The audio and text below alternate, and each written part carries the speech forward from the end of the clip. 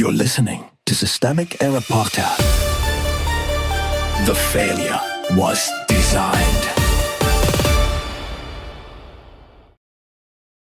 Trump Treasury Secretary torn apart for leaving out to-do list on purpose, based on an article by Elizabeth Prezzo.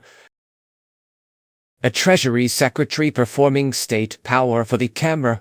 The note was the message. Scott Bessent's Camp David notepad was not a stray curiosity. It was a reminder to buy Japanese yen $5-10 bill, photographed over his shoulder during a cabinet meeting, and it landed exactly where the administration wanted it to in public, attached to a real Treasury intervention. Reuters and Bloomberg both describe the same basic fact pattern. The U.S. Treasury bought yen on Friday, in coordination with Japan, after the currency had fallen to near 40-year lows. Who actually holds power? This is the part the spectacle tries to blur. The institutional power sits with Treasury, not with the journalists who noticed the note, and not with the critics laughing afterward. Bessent was not guessing at market gossip, he was signaling state power to markets. When the Treasury Secretary decides that the yen is too weak and acts on it, that is not commentary. It is policy with global consequences.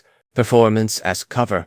Bessent's little statecraft is being treated as cleverness, even comedy. That is too soft. He has already admitted the point of the notebook theater so people could look over my shoulder, photograph them, and think they got a scoop. That is not transparency. It is controlled disclosure designed to manufacture an aura of access while keeping real decision-making inside the same elite loop. The joke is that the press is being invited to admire the trick instead of asking why a Treasury Secretary needs tricks at all. Markets, not politics.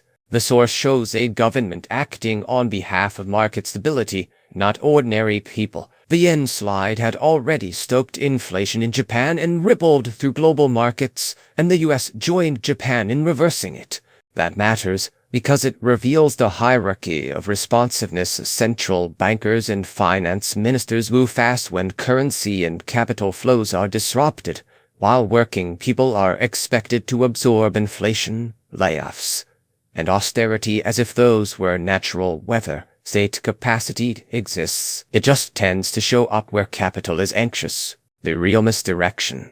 The easy reading is that this was a goofy media moment about a flamboyant Treasury chief. That framing is convenient because it converts deliberate statecraft into personality content. It reduces a currency intervention, coordinated with Tokyo and justified by a judgment that the yen was too weak, into a meme about Bessent being a joker. The personality is the wrapper. The substance is that a finance elite can move public institutions and global markets, then laugh while the press records the move as a personality quirk. The pattern. This is the modern ruling style, power performed as irreverence, policy packaged as an inside joke, an institutional force disguised as accidental exposure. Bessent's note is not interesting because it was funny. It is interesting because it shows how high finance and state authority now launder themselves through media-savvy theater. The machinery remains intact, only the presentation has become more shameless.